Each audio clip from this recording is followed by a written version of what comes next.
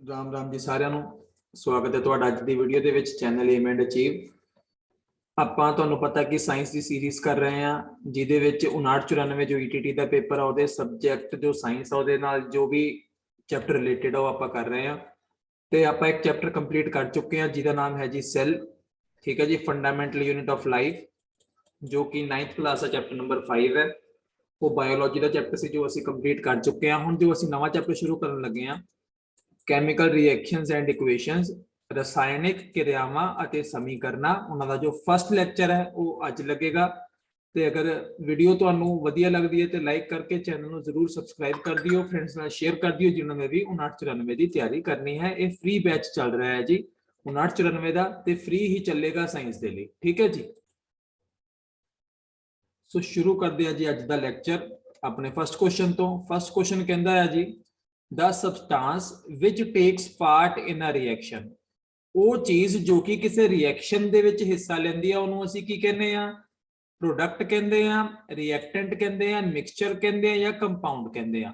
ਤਾਂ ਸਹੀ ਆਨਸਰ ਹੈ ਜੀ ਉਹਨੂੰ ਅਸੀਂ ਰਿਐਕਟੈਂਟ ਕਹਿੰਦੇ ਆ। ਦੇਖੋ ਜਦੋਂ ਵੀ ਅਸੀਂ ਰਿਐਕਸ਼ਨ ਲਿਖਦੇ ਆ ਨਾ, ਰਿਐਕਸ਼ਨ ਦੀ ਇਕੁਏਸ਼ਨ ਲਿਖਦੇ ਆ ਤਾਂ ਉਹਨੂੰ ਇਕੁਏਸ਼ਨ ਨੂੰ ਲਿਖਣ ਦਾ ਕੁਝ ਤਰੀਕਾ ਹੁੰਦਾ ਆ ਕਿ ਮੰਨ ਲਓ 2H2 plus 2H2 plus O2 gives 2H2O। ठीक है, ਹੁਣ ਮੰਨ ਲਓ ਇਹ ਮੈਂ ਇੱਕ ਰਿਐਕਸ਼ਨ ਲਿਖੀ ਆ ਤਾਂ ਇਹਦੀ ਜੋ ਲੈਫਟ ਹੈਂਡ ਸਾਈਡ ਆ ਨਾ ਇਹਨੂੰ ਅਸੀਂ ਰਿਐਕਟੈਂਟ ਕਹਿੰਦੇ ਆ ਕਿ ਜੋ ਆਪਸ ਚ ਰਿਐਕਟ ਕਰ ਰਹੇ ਆ, ਤਾਂ ਜੋ ਰਾਈਟ ਹੈਂਡ ਸਾਈਡ ਤੇ ਆ ਇਹਨੂੰ ਅਸੀਂ ਪ੍ਰੋਡਕਟ ਕਹਿੰਦੇ ਆ ਜੋ ਕਿ ਸਾਡੇ ਕੋਲ ਇਹਨਾਂ ਦੇ ਰਿਐਕਟ ਕਰਨ ਤੋਂ ਬਾਅਦ ਚੀਜ਼ ਬਣੀ ਆ। ਤਾਂ ਉਹ ਚੀਜ਼ ਜੋ ਕਿ ਰਿਐਕਸ਼ਨ ਦੇ ਵਿੱਚ ਹਿੱਸਾ ਲੈਂਦੀ ਆ ਉਹਨੂੰ ਅਸੀਂ ਰਿਐਕਟੈਂਟ ਕਹਿੰਦੇ ਆ। ਰਿਐਕਟੈਂਟ ਰਿਐਕਟ ਕਰਕੇ ਪ੍ਰੋਡਕਟ ਬਣਦੇ ਆ। ਠੀਕ ਹੈ ਜੀ, ਸੋ ਪ੍ਰੋਡਕਟ ਬਣਦੇ ਆ ਲੇਕਿਨ ਹਿੱਸਾ ਕੌਣ ਲੈਂਦਾ ਆ? ਰਿਐਕਟੈਂਟ ਲੈਂਦੇ ਆ। ਆ ਜੋ ਮੈਂ ਰਿਐਕਸ਼ਨ ਲਿਖੀ ਆ ਇਹਨੂੰ ਅਸੀਂ ਕੀ ਕਹਿੰਦੇ ਆ? ਇਹਨੂੰ ਅਸੀਂ ਕਹਿੰਦੇ ਆ ਕੈਮੀਕਲ ਇਕੁਏਸ਼ਨ। ਇਹਨੂੰ ਅਸੀਂ ਕੀ ਨਾਮ ਦਿੰਨੇ ਆ? ਇਹਨੂੰ ਅਸੀਂ ਨਾਮ ਦਿੰਨੇ ਆ ਜੀ ਕੈਮੀਕਲ ਇਕੁਏਸ਼ਨ ਦਾ। ਠੀਕ ਆ, ਇਹਨੂੰ ਅਸੀਂ ਸਿੰਬਲ ਇਕੁਏਸ਼ਨ ਵੀ ਕਹਿੰਦੇ ਆ। ਇਹਨੂੰ ਅਸੀਂ ਹੋਰ ਕੀ ਕਹਿੰਦੇ ਆ? Symbol equation. ਕਾਰਨ ਕੀ ਆ? ਕਿਉਂਕਿ ਇਹਦੇ ਵਿੱਚ ਅਸੀਂ ਸਿੰਬਲ ਯੂਜ਼ ਕੀਤੇ ਆ। ਜਿਹਦਾ ਹਾਈਡਰੋਜਨ ਦਾ ਅਸੀਂ ਸਿੰਬਲ ਯੂਜ਼ ਕੀਤਾ H2, ਆਕਸੀਜਨ ਦਾ ਸਿੰਬਲ ਯੂਜ਼ ਕੀਤਾ O2, ਵਾਟਰ ਦਾ ਸਿੰਬਲ ਯੂਜ਼ ਕੀਤਾ H2O। ਤਾਂ ਇਹਨੂੰ ਅਸੀਂ ਸਿੰਬਲ ਇਕੁਏਸ਼ਨ ਵੀ ਕਹਿੰਦੇ ਆ। ਤਾਂ ਤੁਸੀਂ ਕਹਿਣਾ ਸਰ ਕੋਈ ਹੋਰ ਇਕੁਏਸ਼ਨ ਵੀ ਹੁੰਦੀ ਆ? ਹਾਂਜੀ ਜੀ, ਇਸ ਤੋਂ ਇਲਾਵਾ ਹੋਰ ਇਕੁਏਸ਼ਨ ਹੁੰਦੀ ਹੈ ਜਿਹਨੂੰ ਅਸੀਂ ਕਹਿੰਦੇ ਆ ਵਰਡ ਇਕੁਏਸ਼ਨ। ਵਰਡ ਇਕੁਏਸ਼ਨ ਕੀ ਆ?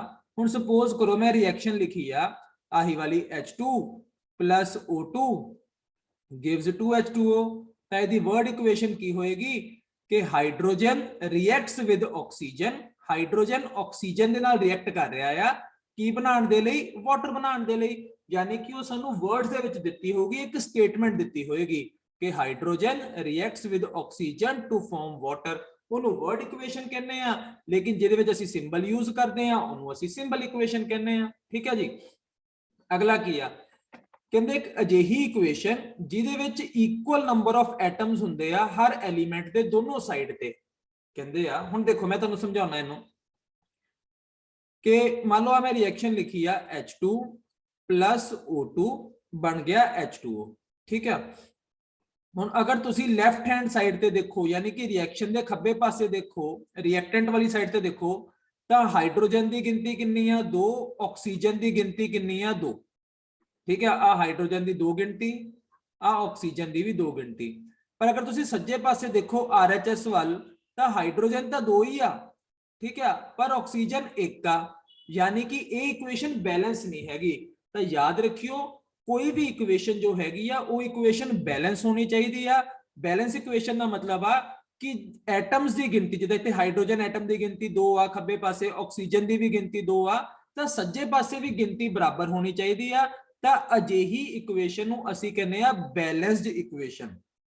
ਤਾਂ ਕੋਈ ਵੀ ਰਿਐਕਸ਼ਨ ਉਦੋਂ ਹੀ ਪੂਰੀ ਹੁੰਦੀ ਆ ਜਦੋਂ ਉਹ ਬੈਲੈਂਸਡ ਹੁੰਦੀ ਆ, ਯਾਨੀ ਕਿ ਉਹਦੇ ਲੈਫਟ ਹੈਂਡ ਸਾਈਡ ਤੇ ਯਾਨੀ ਕਿ ਰਿਐਕਟੈਂਟ ਸਾਈਡ ਤੇ RHS ਯਾਨੀ ਕਿ ਸੱਜੇ ਪਾਸੇ ਯਾਨੀ ਕਿ ਪ੍ਰੋਡਕਟ ਸਾਈਡ ਤੇ ਜੋ ਐਟਮਸ ਦੀ ਗਿਣਤੀ ਆ ਉਹ ਸੇਮ ਹੁੰਦੀ ਆ। ਠੀਕ ਆ, ਤਾਂ ਇੱਕ ਚੀਜ਼ ਹੋਰ ਧਿਆਨ ਰੱਖਿਓ ਕਿ ਕੋਈ ਵੀ ਇਕੁਏਸ਼ਨ ਹਮੇਸ਼ਾ ਕੀ ਹੋਣੀ ਚਾਹੀਦੀ ਆ? ਬੈਲੈਂਸਡ ਹੋਣੀ ਚਾਹੀਦੀ ਆ। ਕਿਉਂ ਬੈਲੈਂਸ ਹੋਣੀ ਚਾਹੀਦੀ ਆ? ताकि law of conservation of mass satisfy हो सके। Law of conservation of mass की कहता है law of conservation of mass कहता है कि रिएक्टेंट साइड ते प्रोडक्ट साइड ते जो भार हुंदा आ एटम्स का जो भार हुंदा आ वो टोटल भार बराबर होना चाहिए आ। इनू भी मैं एग्जांपल ना समझाना उस एग्जांपल दे नाल। हुण देखो अगर मैं लिखदा आ H2 इत्थे लिखदा O2 ते इत्थे लिखदा मैं H2O, ठीक है। हुण तुसीं देखो एक हाइड्रोजन का भार 1 हुंदा ते 2 हाइड्रोजन का भार होगा 2, एक ऑक्सीजन का भार हुंदा 16 ते 2 दा होगा 32, यानी कि लैफ्ट साइड ते जो टोटल भार हो गया वो हो गया अपने कोलों 34। ते हुण अगर असीं प्रोडक्ट साइड ते गल करिए तां 2 हाइड्रोजन का भार 2, एक ऑक्सीजन का भार 16, यानी कि टोटल भार हो गया 18, यानी कि ये तां भार मैच ही नहीं कर रहा। तो इत्थों पता लग गया कि जो इक्वेशन आ वो बैलेंस नहीं आ। हुण ओनू बैलेंस करन दे लई असीं की करदे आ, मैं बैलेंसिंग ते ना एक वीडियो तुहानू सेंड करूंगा या यूट्यूब ते पाऊंगा ते तुसीं उत्थों जरूर देख सकते हो चैनल तो, कल या परसों पाऊंगा, हो सकता शायद कल ही पा देवां। तां H2 प्लस O2 नू असीं बैलेंस करना है H2O बनाने दे लई। तां तुसीं देख सकते हैं कि लैफ्ट साइड ते 2 हाइड्रोजन आ ते 2 ऑक्सीजन आ, राइट साइड ते 2 हाइड्रोजन आ, ऑक्सीजन 1 आ। हुण तुसीं कहना सर बैलेंस करन लई इत्थे 2 पा दिओ, तां याद रखो बैलेंस करन लई 2 कदी नीचे नहीं पाउणा जो भी बैलेंस करना है ना, क्योंकि वाटर का फॉर्मूला तो चेंज नहीं होना, क्योंकि अगर मैं H2O की जगह H2O2 कर देवां ना वो वाटर नहीं रहना, वो हाइड्रोजन परऑक्साइड बन जाता। तां असीं फॉर्मूला नहीं चेंज करना, असीं की करना है बैलेंस करन दे लई जो भी असीं चेंज करना वो असीं सामने चेंज करना है, ठीक है। हुण देखो आपां चेक करिए कि साडी रिएक्शन बैलेंस हुई कि नहीं हुई। तां तुसीं देखो खब्बे पासे लैफ्ट हैंड साइड ते हाइड्रोजन किन्ने आ 2, ऑक्सीजन किन्ने आ 2, लेकिन राइट हैंड साइड ते हुण हाइड्रोजन किन्ने हो गए 2 दूनी 4, 4 हो गए, पर ऑक्सीजन किन्ने आ, ऑक्सीजन साडे कोल 2 आ, यानी कि रिएक्शन तां साडे कोल हजे भी बैलेंस नहीं हुई, हाइड्रोजन दा पंगा पै गया। तां इहनूं बैलेंस करन लई की करांगे असीं इहदे अगे 2 लगा दांगे। हुण तुसीं देखो जदों असीं हाइड्रोजन अगे 2 लगा दित्ता तां साडे कोलों टोटल हाइड्रोजन की गिनती कितनी बन गई 2 2s are 4, यानी कि हुण हाइड्रोजन भी बैलेंस हो गया ते ऑक्सीजन भी बैलेंस हो गया। हुण असीं देखिए कि इन्हां दा भार बराबर होया कि नहीं होया। हुण देखो टोटल हाइड्रोजन अपने को कितने हो गए लैफ्ट साइड ते, टोटल हाइड्रोजन हो गए 4 ते हर हाइड्रोजन का भार 1 हुंदा, यानी कि लैफ्ट हैंड साइड ते हाइड्रोजन का भार हो गया 4 ते ऑक्सीजन का भार हो गया 16 दूनी 32। हुण अगर आपां राइट हैंड साइड ते गल करिए हाइड्रोजन कितने आ 4 ते हर दा भार 1 यानी 4 + 1 4, ऑक्सीजन कितने आ 2।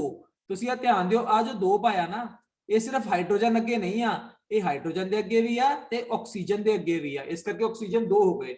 हुण एक ऑक्सीजन दा भार हुंदा 16 ते 2 नूं 16 नाल मल्टीप्लाई करिए कितना हुंदा 32, यानी कि 32, यानी कि हुण लैफ्ट हैंड साइड ते भी भार 36 आ ते राइट हैंड साइड ते भी भार कितना आ 36। सो ये इक्वेशन की आ बैलेंस्ड इक्वेशन आ, क्योंकि ਇਹਦੇ ਵਿੱਚ एटम्स की गिनती भी सेम आ ਤੇ ਭਾਰ ਵੀ ਇਹਦੇ ਵਿੱਚ ਕੀ ਹੋ ਰਿਹਾ ਆ ਮੈਚ ਹੋ ਰਿਹਾ ਵਾ ਕਿ ਲੈਫਟ ਹੈਂਡ ਸਾਈਡ ਤੇ ਰਾਈਟ ਹੈਂਡ ਸਾਈਡ ਦਾ ਭਾਰ ਮੈਚ ਹੋ ਰਿਹਾ ਤੇ ਇਦਾਂ ਦੀ ਇਕੁਏਸ਼ਨ ਨੂੰ ਅਸੀਂ ਕੀ ਕਹਿੰਦੇ ਆ ਬੈਲੈਂਸਡ ਇਕੁਏਸ਼ਨ। ਤੇ ਇੱਕ ਗੱਲ ਹੋਰ ਹੁਣ ਦੇਖੋ ਕਿ ਜਿਹੜੀ ਮੈਂ ਪਹਿਲਾਂ ਇਕੁਏਸ਼ਨ ਲਿਖੀ ਸੀ H2 plus O2 gives H2O, ਇਹ ਬੈਲੈਂਸ ਨਹੀਂ ਸੀ, ਇਹਨੂੰ ਅਸੀਂ ਬੈਲੈਂਸ ਕਰਨਾ ਸੀਗਾ ਨਾ ਤੇ ਇਦਾਂ ਦੀ ਇਕੁਏਸ਼ਨ ਜੋ ਕਿ ਹੈ ਮੇਨ ਇਕੁਏਸ਼ਨ ਲੇਕਿਨ ਹਜੇ ਤੱਕ ਅਨਬੈਲੈਂਸਡ ਆ ਜਿਹੜੀ ਕਿ ਬੈਲੈਂਸ ਨਹੀਂ ਹੋਈ ਤਾਂ ਇਦਾਂ ਦੀ ਇਕੁਏਸ਼ਨ ਨੂੰ ਅਸੀਂ ਕਹਿੰਦੇ ਆ ਸਕੈਲਟਲ ਇਕੁਏਸ਼ਨ, ਯਾਨੀ ਕਿ ਖਾਕਾ ਇਕੁਏਸ਼ਨ ਆ ਕਿ ਅਸੀਂ ਇੱਕ ਖਾਕਾ ਬਣਾ ਲਿਆ ਆ ਕਿ ਇਹ ਇੱਕ ਬਣਾ ਲਿਆ ਆ ਇਹਨੂੰ ਅਸੀਂ ਬਸ ਹੁਣ ਠੀਕ ਕਰਨਾ ਆ ਬੈਲੈਂਸ ਕਰਕੇ, ਤਾਂ ਅਜਿਹੀ ਇਕੁਏਸ਼ਨ ਨੂੰ ਅਸੀਂ ਕੀ ਕਹਿੰਦੇ ਆ ਸਕੈਲਟਲ ਇਕੁਏਸ਼ਨ ਦਾ ਨਾਮ ਦਿੰਦੇ ਆ। ਤਾਂ ਇੱਕ ਚੀਜ਼ ਹੋਰ ਧਿਆਨ ਦਿਓ ਇਹ ਇਕੁਏਸ਼ਨ ਹਜੇ ਵੀ ਪੂਰੀ ਨਹੀਂ ਹੈਗੀ ਆ ਤੇ ਇਕੁਏਸ਼ਨ ਨੂੰ ਪੂਰੀ ਕਰਨ ਲਈ ਅਸੀਂ ਕੀ ਕਰਨਾ ਹੁੰਦਾ ਇਹਦੇ ਨਾਲ ਸਿੰਬਲ ਲਿਖਨੇ ਹੁੰਦੇ ਆ। ਫੋਰ ਐਗਜ਼ਾਮਪਲ ਆ ਮੈਂ ਲਿਖਿਆ ਵਾ H2 plus O2 gives H2O, चलो मैं बैलेंस भी कर लेना, मैं बैलेंस भी कर लिया लेकिन ये इक्वेशन पूरी आ तुसी कहना सारे बैलेंस्ड भी आ भार भी बराबर आ ते ਇਹਦੇ ਤਾਂ एटम्स भी सेम आ फिर पूरी क्यों नहीं हैगी। देखो पूरी ਕਰਨ ਲਈ ਨਾ ਦੱਸਣਾ ਪੈਂਦਾ ਕਿ ਕਿਹੜੀ ਸਟੇਟ ਦੇ ਵਿੱਚ ਆ ਰਿਐਕਟੈਂਟ ਤੇ ਪ੍ਰੋਡਕਟ ਦੀ ਸਟੇਟ ਕਿਹੜੀ ਆ ਕਿ ਇਹ ਸੋਲਿਡ ਸਟੇਟ ਦੇ ਵਿੱਚ ਆ ਲਿਕੁਇਡ ਚ ਆ ਜਾਂ ਗੈਸ ਦੇ ਵਿੱਚ ਆ। ਹਾਈਡਰੋਜਨ ਹੁੰਦੀ ਗੈਸ ਸਟੇਟ ਦੇ ਵਿੱਚ, ਠੀਕ ਆ, ਇੱਥੇ ਪਾਣਾ ਹੁੰਦਾ G, ਇੱਥੇ ਪਾਣਾ ਹੁੰਦਾ G। ਆਕਸੀਜਨ ਵੀ ਗੈਸ ਦੇ ਸਟੇਟ ਦੇ ਵਿੱਚ ਆ H2O ਬਣਦਾ ਲਿਕੁਇਡ ਦੀ ਸਟੇਟ ਦੇ ਵਿੱਚ। ਤਾਂ ਇਸ ਤਰੀਕੇ ਨਾਲ ਇਕੁਏਸ਼ਨ ਉਦੋਂ ਹੀ ਪੂਰੀ ਹੁੰਦੀ ਆ ਜਦੋਂ ਉਹਦੇ ਐਟਮਸ ਦੀ ਗਿਣਤੀ ਵੀ ਬਰਾਬਰ ਹੋਵੇ ਉਹਦਾ ਭਾਰ ਵੀ ਬਰਾਬਰ ਹੋਵੇ ਤੇ ਉਹਦੀਆਂ ਆ ਸਟੇਟਸ ਵੀ ਲਿਖੀਆਂ ਹੋਣ, ਉਦੋਂ ਹੀ ਕਿਸੇ ਇਕੁਏਸ਼ਨ ਨੂੰ ਪੂਰੀ ਇਕੁਏਸ਼ਨ ਮੰਨਿਆ ਜਾਂਦਾ। ਬਾਕੀ ਬੈਲੈਂਸਿੰਗ ਲਈ ਜੋ ਵੀਡੀਓ ਆ ਉਹ ਮੈਂ ਤੁਹਾਨੂੰ ਕੱਲ ਹੀ ਸੈਂਡ ਕਰ ਦੂੰਗਾ, ਠੀਕ ਹੈ ਜੀ, YouTube ਤੇ ਅਪਲੋਡ ਕਰ ਦੂੰਗਾ। Third which of the following is a chemical change? देखो कहने इन्हां विचों chemical change की आ, देखो एक हुंदा आ physical change, एक हुंदा chemical change। physical change ਦਾ मतलब ਹੁੰਦਾ ਆ ਕਿ ਅਸਲੀਆਂ ਪ੍ਰੋਪਰਟੀਜ਼ ਚੇਂਜ ਨਹੀਂ ਹੋਈਆਂ। ਦੇਖੋ ਫਿਜ਼ੀਕਲ ਚੇਂਜ ਦੇ ਵਿੱਚ ਆਂਦਾ ਆ ਟੀਅਰਿੰਗ ਆਫ ਪੇਪਰ, ਯਾਨੀ ਕਿ ਕਾਗਜ਼ ਨੂੰ ਫਾੜ ਦਈਏ। ਹੁਣ ਅਗਰ ਅਸੀਂ ਕਾਗਜ਼ ਨੂੰ ਫਾੜ ਦਈਏ ਤਾਂ ਕਾਗਜ਼ ਦੀ ਪ੍ਰੋਪਰਟੀ ਤਾਂ ਨਹੀਂ ਨਾ ਚੇਂਜ ਹੋਈ, ਕਾਗਜ਼ ਤਾਂ ਕਾਗਜ਼ ਹੀ ਰਿਹਾ। ਤਾਂ ਇਦਾਂ ਦੇ ਚੇਂਜ ਨੂੰ ਅਸੀਂ ਫਿਜ਼ੀਕਲ ਚੇਂਜ ਕਹਿੰਦੇ ਆ। ਹੁਣ ਮੰਨ ਲਓ ਕਟਿੰਗ ਆਫ ਵੁੱਡ, ਇੱਕ ਲੱਕੜ ਆ ਉਹਨੂੰ ਅਸੀਂ ਕੱਟ ਦਿੰਨੇ ਆ ਤਾਂ ਉਹ ਵੀ ਫਿਜ਼ੀਕਲ ਚੇਂਜ ਆ, ਕਿਉਂਕਿ ਉਹਦੀ ਲੰਬਾਈ ਘਟ ਗਈ ਆ ਲੇਕਿਨ ਉਹਦੀਆਂ ਪ੍ਰੋਪਰਟੀਜ਼ ਚੇਂਜ ਨਹੀਂ ਹੋਈਆਂ। लेकिन यही अगर कटिंग ऑफ वुड की जगह लिखा होता ना बर्निंग ऑफ वुड, यानी कि लक्कड़ नूं जलाता, अगर लक्कड़ नूं जला दईए तो ओहदियां प्रॉपर्टीज बिल्कुल चेंज हो जांदी आ। हुण ओह लक्कड़ नहीं रही, हुण कुछ होर ही बन गई आ। तां इदां दे चेंज नूं असीं कहने आ कैमिकल चेंज। इहदी एक होर सौखी जी एग्जांपल दिना। हुण एक हुंदा वा मेल्टिंग ऑफ कैंडल, कैंडल पिघल रही आ, ठीक है, मोमबत्ती पिघल रही आ, तो वह किहड़ा चेंज आ, वह हैगा फिजिकल चेंज, क्योंकि है तो वह कैंडल ही आ, ठीक है, ਉਹਦੀਆਂ ਪ੍ਰੋਪਰਟੀਜ਼ ਉਹੀ ਆ। ਲੇਕਿਨ ਜਦੋਂ ਅਸੀਂ ਕਹਿ ਦਈਏ ਬਰਨਿੰਗ ਆਫ ਕੈਂਡਲ ਕਿ ਕੈਂਡਲ ਜਲ ਰਹੀ ਆ, ਉਸ ਚੇਂਜ ਨੂੰ ਅਸੀਂ ਕਹਿੰਦੇ ਆ ਕੈਮੀਕਲ ਚੇਂਜ। ਠੀਕ ਹੈ, ਕੈਮੀਕਲ ਚੇਂਜ ਵਿੱਚ ਪ੍ਰੋਪਰਟੀਜ਼ ਚੇਂਜ ਹੋ ਜਾਂਦੀਆਂ। ਜੋ ਕੈਮੀਕਲ ਚੇਂਜ ਹੁੰਦਾ ਨਾ, ਕੈਮੀਕਲ ਚੇਂਜ ਇਜ਼ ਇਰਰਿਵਰਸੀਬਲ। ਜੋ ਕੈਮੀਕਲ ਚੇਂਜ ਆ ਉਹ ਕੀ ਹੁੰਦਾ, ਇਰਰਿਵਰਸੀਬਲ, ਯਾਨੀ ਕਿ ਵਾਪਸ ਨਹੀਂ ਆ ਸਕਦਾ, ਇਰਰਿਵਰਸੀਬਲ। ਲੇਕਿਨ ਜੋ ਫਿਜ਼ੀਕਲ ਚੇਂਜ ਆ ਉਹ ਕੀ ਹੁੰਦਾ, ਰਿਵਰਸੀਬਲ ਹੁੰਦਾ, ਯਾਨੀ ਕਿ ਉਹ ਵਾਪਸ ਆ ਸਕਦਾ। ਇੱਕ ਹੋਰ ਛੋਟੀ ਜਿਹੀ ਐਗਜ਼ਾਮਪਲ ਕਿ ਅਸੀਂ ਆਟੇ ਦਾ ਪੇੜਾ ਬਣਾ ਲਿਆ। ਹੁਣ ਉਹਦੀ ਭਾਵੇਂ ਸ਼ੇਪ ਤੁਸੀਂ ਫੁਲਕੇ ਵਰਗੀ ਦੇ ਦਿਓ, ਗੋਲ, ਠੀਕ ਹੈ, ਉਹ ਆ ਕਿਹੜੀ ਸ਼ੇਪ ਆ, ਹਾਂ ਗੋਲ ਦੇ ਦਿਓ ਫੁਲਕੇ ਵਰਗੀ, ਜਾਂ ਦੇ ਦਿਓ ਪਰੌਂਠੀ ਵਰਗੀ ਚੌਰਸ, ਉਹ ਤੁਸੀਂ ਹਜੇ ਰੋਟੀ ਨਹੀਂ ਬਣਾਈ, ਤੁਸੀਂ ਚੇਂਜ ਕਰ ਸਕਦੇ ਆ। ਲੇਕਿਨ ਜਦੋਂ ਉਹਨੂੰ ਅੱਗ ਤੇ ਧਰਤਾ ਤੇ ਉਹਦੀ ਰੋਟੀ ਬਣ ਗਈ, ਕੀ ਉਹ ਰੋਟੀ ਦਾ ਦੁਬਾਰਾ ਆਟਾ ਬਣ ਸਕਦਾ, ਨਹੀਂ ਬਣ ਸਕਦਾ। ਯਾਨੀ ਜੋ ਤੁਸੀਂ ਪੇੜੇ ਦੀ ਸ਼ੇਪ ਚੇਂਜ ਕਰ ਰਹੇ ਹੋ ਉਹ ਫਿਜ਼ੀਕਲ ਚੇਂਜ ਆ, लेकिन जो आटे तो रोटी ही बन गई, हुण रोटी तो आटा नहीं बनना, तो वो कैमिकल चेंज होता है। ठीक है, हुण देखो कहंदे इन्हां विचों किहड़ा एक कैमिकल चेंज आ, decomposition of silver bromide, silver bromide दा टुटना, ये बिल्कुल कैमिकल चेंज आ। कर्लिंग ऑफ मिल्क, दुध तो दही बनना, क्योंकि हुण दही तो दोबारा दुध नहीं ना बन सकदा, ये कैमिकल चेंज आ। रस्टिंग ऑफ आयरन, आयरन नूं जंग लग गया, लोहे नूं जंग लग गया, ये भी वापस नहीं मुड़दा, ये भी कैमिकल चेंज आ। यानी ये सारे दे सारे की आ केमिकल चेंज आ। थर्ड दा है जी ऑप्शन नंबर डी। चलते हैं जी क्वेश्चन नंबर 4 वाल। कहते which of the following is a physical change, मतलब इन्हां चों किहड़ा एक फिजिकल चेंज आ जो कि रिवर्सिबल आ, जो कि वापस अपनी स्टेट दे विच आ सकदा। कहंदे दही तो अगर दुध बन जावे कि ये फिजिकल चेंज आ, नहीं जी, ये तो केमिकल आपां पढ़ के आए आ। राइपनिंग ऑफ फ्रूट्स, फ्रूट अगर पक गए वापस थोड़ी कच्चे हो जाणगे, तां ये तो केमिकल चेंज आ। Getting salt from sea water, समुद्र के पानी चो नमक कढ़ लीए, बिल्कुल अगर कढ़ लीए दोबारा घोल भी सकते हैं, ये बिल्कुल physical change uh.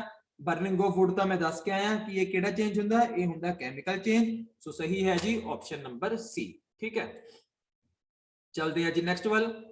Formation of precipitate in a reaction is shown by, देखो प्रेसिपिटेट की हुंदा, जदों भी कोई रिएक्शन करते हैं ना ਤਾਂ ਕੀ ਹੁੰਦਾ ਆ, ਕੋਈ ਨਾ ਕੋਈ ਚੀਜ਼ ਇਦਾਂ ਦੀ ਬਣ ਜਾਂਦੀ ਆ ਜੋ ਕਿ ਥੱਲੇ ਜਾ ਕੇ ਬੈਠ ਜਾਂਦੀ ਆ। ਹੁਣ ਮੈਂ ਕੀ ਕਿਹਾ, ਥੱਲੇ ਜਾ ਕੇ ਬੈਠ ਜਾਂਦੀ ਆ, ਉਹ ਹੁੰਦੀ ਕੀ ਆ ਐਕਚੁਅਲ ਚ ਇਨਸੋਲਿਊਬਲ ਹੁੰਦੀ ਆ। ਇਨਸੋਲਿਊਬਲ ਮੀਨਸ ਜਿਹੜੀ ਕਿ ਨਹੀਂ ਘੁਲਦੀ ਤੇ ਨੀਚੇ ਜਾ ਕੇ ਬੈਠ ਜਾਂਦੀ ਆ। ਤਾਂ ਇਦਾਂ ਦੀ ਚੀਜ਼ ਨੂੰ ਅਸੀਂ ਪ੍ਰੈਸਿਪਿਟੇਟ ਕਹਿੰਦੇ ਆ। ਤਾਂ ਇਹਨੂੰ ਕਿੱਦਾਂ ਸ਼ੋ ਕਰਦੇ ਆ, ਇਹਨੂੰ ਸ਼ੋ ਕਰਦੇ ਅਸੀਂ ਡਾਊਨਵਰਡ ਐਰੋ ਦੇ ਨਾਲ। ਡਾਊਨਵਰਡ ਐਰੋ ਦਾ ਮਤਲਬ ਆ ਕਿ ਨੀਚੇ ਨੂੰ ਇਦਾਂ ਬਣਾ ਕੇ ਸ਼ੋ ਕਰਦੇ ਆ ਕਿ ਇਹ ਚੀਜ਼ ਨੀਚੇ ਜਾ ਕੇ ਬੈਠ ਗਈ ਆ। अच्छा हुण इत्थे लिखिया अपवर्ड एरो, अपवर्ड एरो किहदे लई शो कीता जांदा, जदों कोई चीज गैस बनदी आ प्रोडक्ट दे विच ते सानू पता कि गैस तां उड़दी आ उपर नूं, तां उहदे लई असीं बनाने आ उपरला एरो। गैस लई बनाने उपर वाला एरो ते जो प्रेसिपिटेट आ उहदे लई बनाने असीं नीचे वाला एरो। ठीक है, प्रेसिपिटेट वाली एग्जांपल्स तुहानू अगे जाके देना मैं। ठीक है जी, नेक्स्ट क्वेश्चन। ਕਹਿੰਦੇ ਇੱਕ ਰਿਐਕਸ਼ਨ ਜਿਹਦੇ ਵਿੱਚ ਹੀਟ ਇਵੋਲਵ ਹੁੰਦੀ ਆ, ਹੀਟ ਨਿਕਲਦੀ ਆ, ਅਜਿਹੀ ਰਿਐਕਸ਼ਨ ਨੂੰ ਕੀ ਕਹਿੰਦੇ ਆ, ਅਜਿਹੀ ਰਿਐਕਸ਼ਨ ਨੂੰ ਅਸੀਂ ਕਹਿੰਦੇ ਆ ਜੀ ਐਗਜ਼ੋਥਰਮਿਕ ਰਿਐਕਸ਼ਨ। ਦੇਖੋ ਇਦਾਂ ਦੀਆਂ ਦੋ ਰਿਐਕਸ਼ਨਸ ਹੁੰਦੀਆਂ ਵਾ, ਇੱਕ ਜਿਹਦੇ ਵਿੱਚੋਂ ਹੀਟ ਬਾਹਰ ਨਿਕਲਦੀ ਆ ਉਹਨੂੰ ਅਸੀਂ ਕਹਿੰਦੇ ਐਗਜ਼ੋਥਰਮਿਕ, ਇੱਕ ਜਿਹਦੇ ਵਿੱਚੋਂ ਹੀਟ ਐਬਜ਼ੌਰਬ ਹੁੰਦੀ ਆ, ਹੀਟ ਲੈਣੀ ਪੈਂਦੀ ਆ, ਉਹਨੂੰ ਅਸੀਂ ਕਹਿੰਦੇ ਆ ਐਬਜ਼ੌਰਬ, ਉਹਨੂੰ ਅਸੀਂ ਕਹਿੰਦੇ ਆ ਐਂਡੋਥਰਮਿਕ। ਐਂਡੋ ਮੀਨਸ ਹੀਟ ਨੂੰ ਐਬਜ਼ੌਰਬ ਕਰਨਾ, एक्सो मीन्स हीट नु इवॉल्व करना यानी कि बाहर करना। ठीक है, हुण इहदी सौखी जी एग्जांपल देना। देखो जो प्लांट्स आ अपना भोजन बनाते हैं एक प्रोसैस दे नाल, जिन्हों असीं कहने आ फोटोसिंथेसिस। ਤਾਂ ਫੋਟੋਸਿੰਥੇਸਿਸ ਕਰਨ ਲਈ ਉਹ એનર્ਜੀ ਨੂੰ ਨਾ ਯੂਜ਼ ਕਰਦੇ ਆ, ਉਹ એનર્ਜੀ ਨੂੰ ਕੀ ਕਰਦੇ ਆ, ਯੂਜ਼ ਕਰਦੇ ਆ, એનર્ਜੀ ਐਬਜ਼ੌਰਬ ਕਰਦੇ ਆ। ਕਿਹੜੀ એનર્ਜੀ ਐਬਜ਼ੌਰਬ ਕਰਦੇ ਆ, ਸਨਲਾਈਟ ਤੋਂ એનર્ਜੀ ਐਬਜ਼ੌਰਬ ਕਰਦੇ ਆ। ਤਾਂ ਫੋਟੋਸਿੰਥੇਸਿਸ ਕਿਹਦੀ ਐਗਜ਼ਾਮਪਲ ਆ, ਫੋਟੋਸਿੰਥੇਸਿਸ ਇੱਕ ਐਂਡੋਥਰਮਿਕ ਰਿਐਕਸ਼ਨ ਆ, ਯਾਦ ਰੱਖਿਓ, ਵੈਰੀ ਇੰਪੋਰਟੈਂਟ। ਤੇ ਨਾ ਫੋਟੋਸਿੰਥੇਸਿਸ ਦੀ ਤੁਸੀਂ ਰਿਐਕਸ਼ਨ ਵੀ ਜ਼ਰੂਰ ਯਾਦ ਕਰਨੀ ਹੈ, ਠੀਕ ਆ। ਤੇ ਅਗਲੀ ਗੱਲ, ਹੁਣ ਜਿਹੜਾ ਅਸੀਂ ਭੋਜਨ ਖਾਂਦੇ ਆ, ਉਹ ਸਾਡਾ ਜੋ ਭੋਜਨ ਆ, ਜੋ ਗਲੂਕੋਜ਼ ਹੁੰਦਾ C6H12O6, ਤੇ ਅਸੀਂ ਕਿਹੜੀ ਗੈਸ ਲੈਂਦੇ ਆ, ਅਸੀਂ ਲੈਂਦੇ ਆ ਜੀ ਆਕਸੀਜਨ ਗੈਸ। ਤੇ ਉਹ ਜਿਹੜਾ ਸਾਡਾ ਭੋਜਨ ਆ, ਜਦੋਂ ਆਕਸੀਜਨ ਗੈਸ ਦੇ ਨਾਲ ਰਿਐਕਟ ਕਰ ਗਿਆ, ਉਸ ਵੇਲੇ ਕੀ ਹੁੰਦਾ ਆ, ਸਾਡੇ ਕੋਲ ਨਾ એનર્ਜੀ ਬਣਦੀ ਆ। ਕੀ ਹੁੰਦਾ ਆ, એનર્ਜੀ ਬਣਦੀ ਆ। ਦੇਖੋ ਕੀ ਕੀ ਬਣਦਾ, ਅਸੀਂ ਕਿਹੜੀ ਗੈਸ ਇਵੋਲਵ ਕਰਦੇ ਆ, ਕਾਰਬਨ ਡਾਈਆਕਸਾਈਡ, ਨਾਲ ਕੀ ਬਣਦਾ ਆ, ਵਾਟਰ ਬਣਦਾ ਆ, ਨਾਲ ਕੀ ਬਣਦੀ ਆ, એનર્ਜੀ। ਹੁਣ ਕਿਉਂਕਿ ਇਹਦੇ ਵਿੱਚ એનર્ਜੀ ਬਣ ਰਹੀ ਆ, એનર્ਜੀ ਰਿਲੀਜ਼ ਹੋ ਰਹੀ ਆ, ਤਾਂ ਜੋ ਰੈਸਪੀਰੇਸ਼ਨ ਰਿਐਕਸ਼ਨ ਆ, ਇਹ ਕਿਹੜੀ ਰਿਐਕਸ਼ਨ ਆ, ਰੈਸਪੀਰੇਸ਼ਨ ਹੈਗੀ ਆ ਜੀ ਐਗਜ਼ੋਥਰਮਿਕ। ਇਹਦੀ ਬੈਲੈਂਸਿੰਗ ਲਈ ਆਪਾਂ ਇਹਦੇ ਅੱਗੇ 6 ਲਗਾਉਂਦੇ ਆ, ਠੀਕ ਆ। ਇਹ ਕਿਹੜੀ ਰਿਐਕਸ਼ਨ ਆ, ਰੈਸਪੀਰੇਸ਼ਨ ਰਿਐਕਸ਼ਨ ਆ, ਇਹ ਜ਼ਰੂਰ ਯਾਦ ਕਰਨੀ ਆ ਕਿ ਇਹ ਕਿਹੜੀ ਰਿਐਕਸ਼ਨ ਆ, ਐਗਜ਼ੋਥਰਮਿਕ, ਕਿਉਂਕਿ ਇਹਦੇ ਵਿੱਚ એનર્ਜੀ ਰਿਲੀਜ਼ ਹੋ ਰਹੀ ਆ, ਪ੍ਰੋਡਕਟ ਸਾਈਡ ਤੇ ਬਣ ਰਹੀ ਆ, ਠੀਕ ਆ। ਤੇ ਉਸ ਤੋਂ ਇਲਾਵਾ ਜਿਹੜੀ ਸਾਡੇ ਕੋਲ ਰਿਐਕਸ਼ਨ ਹੁੰਦੀ ਆ, ਉਹ ਹੁੰਦੀ ਆ ਫੋਟੋਸਿੰਥੇਸਿਸ ਦੀ, ਜਿਹੜੀ ਕਿ ਕਿਹਦੀ ਐਗਜ਼ਾਮਪਲ ਆ, ਉਹ ਹੈ ਜੀ ਸਾਡੇ ਕੋਲੋਂ ਐਂਡੋਥਰਮਿਕ ਦੀ, ਕਿਉਂਕਿ ਉਹਦੇ ਵਿੱਚ એનર્ਜੀ ਕੀ ਹੋ ਰਹੀ ਆ, એનર્ਜੀ ਲੈਣੀ ਪੈ ਰਹੀ ਆ, ਠੀਕ ਹੈ ਜੀ। ਉਹ ਵੀ ਤੁਸੀਂ ਜ਼ਰੂਰ ਰਿਐਕਸ਼ਨ ਯਾਦ ਕਰਨੀ ਹੈ, ਉਹ ਇਹਦੀ ਉਲਟ ਰਿਐਕਸ਼ਨ ਹੁੰਦੀ ਆ, ਧਿਆਨ ਰੱਖਿਓ। ਨੈਕਸਟ ਕੁਐਸਚਨ, ਕਹਿੰਦੇ ਜੋ ਆ ਰਿਐਕਸ਼ਨ ਲਿਖੀ ਆ, calcium oxide plus carbon dioxide gives CaCO3, ਇਹਨੂੰ ਅਸੀਂ ਕੈਲਸ਼ੀਅਮ ਕਾਰਬੋਨੇਟ ਕਹਿੰਦੇ ਆ। ਇਹ ਕਾਦੀ ਐਗਜ਼ਾਮਪਲ ਆ, ਇਹ ਡੀਕੰਪੋਜੀਸ਼ਨ ਰਿਐਕਸ਼ਨ ਆ, ਜਾਂ ਕੰਬੀਨੇਸ਼ਨ ਰਿਐਕਸ਼ਨ ਆ, ਜਾਂ ਡਿਸਪਲੇਸਮੈਂਟ ਰਿਐਕਸ਼ਨ ਆ, ਜਾਂ ਡਬਲ ਡਿਸਪਲੇਸਮੈਂਟ ਰਿਐਕਸ਼ਨ ਆ। ਤਾਂ ਦੇਖੋ ਇਹ ਹੈਗੀ ਆ ਕੰਬੀਨੇਸ਼ਨ ਰਿਐਕਸ਼ਨ। ਇਹ ਕੰਬੀਨੇਸ਼ਨ ਕਿਉਂ ਆ, ਧਿਆਨ ਨਾਲ ਸੁਣੋ। ਜੋ ਰਿਐਕਸ਼ਨ ਆ ਨਾ, ਉਹ ਮੇਨਲੀ 4 ਤਰ੍ਹਾਂ ਦੀਆਂ ਹੁੰਦੀਆਂ। ਕਿੰਨੇ ਤਰ੍ਹਾਂ ਦੀਆਂ, 4 ਤਰ੍ਹਾਂ ਦੀਆਂ। ਉਹਦੇ ਨਾਮ ਕਿਹੜੇ ਕਿਹੜੇ ਹੁੰਦੇ, ਇੱਕ ਹੁੰਦੀ ਆ ਡੀਕੰਪੋਜੀਸ਼ਨ, ਇੱਕ ਹੁੰਦੀ ਆ ਕੰਬੀਨੇਸ਼ਨ, ਇੱਕ ਹੁੰਦੀ ਡਿਸਪਲੇਸਮੈਂਟ, ਇੱਕ ਹੁੰਦੀ ਆ ਡਬਲ ਡਿਸਪਲੇਸਮੈਂਟ। ਹੁਣ ਧਿਆਨ ਨਾਲ ਸੁਣਿਓ, ਕੰਬੀਨੇਸ਼ਨ ਦਾ ਮਤਲਬ ਕੀ ਹੁੰਦਾ, ਕੰਬੀਨੇਸ਼ਨ ਮੀਨਸ ਕੰਬਾਈਨ ਕਰਨਾ, ਯਾਨੀ ਕਿ ਜੁੜਨਾ। ਇੱਕ ਇਦਾਂ ਦੀ ਰਿਐਕਸ਼ਨ ਜਿਹਦੇ ਵਿੱਚ ਰਿਐਕਟੈਂਟ ਦੀ ਮਾਤਰਾ ਇੱਕ ਤੋਂ ਜ਼ਿਆਦਾ ਹੁੰਦੀ ਆ, ਇੱਕ ਤੋਂ ਜ਼ਿਆਦਾ ਮਤਲਬ 2 3 4 ਵੀ ਹੋ ਸਕਦੇ ਆ, ਲੇਕਿਨ ਜੋ ਪ੍ਰੋਡਕਟ ਬਣਦਾ ਆ ਉਹ ਸਿਰਫ ਤੇ ਸਿਰਫ ਇੱਕ ਬਣਦਾ ਆ। ਤਾਂ ਇਦਾਂ ਦੀ ਰਿਐਕਸ਼ਨ ਨੂੰ ਅਸੀਂ ਕਹਿੰਦੇ ਕੰਬੀਨੇਸ਼ਨ ਰਿਐਕਸ਼ਨ। ਇੱਕ ਇਦਾਂ ਦੀ ਰਿਐਕਸ਼ਨ ਜਿਹਦੇ ਵਿੱਚ ਜੋ ਰਿਐਕਟੈਂਟ ਆ ਉਹ ਇੱਕ ਤੋਂ ਜ਼ਿਆਦਾ ਆ, ਲੇਕਿਨ ਪ੍ਰੋਡਕਟ ਸਿਰਫ ਤੇ ਸਿਰਫ ਇੱਕ ਆ, ਇਦਾਂ ਦੀ ਰਿਐਕਸ਼ਨ ਹੁੰਦੀ ਆ ਕੰਬੀਨੇਸ਼ਨ ਰਿਐਕਸ਼ਨ।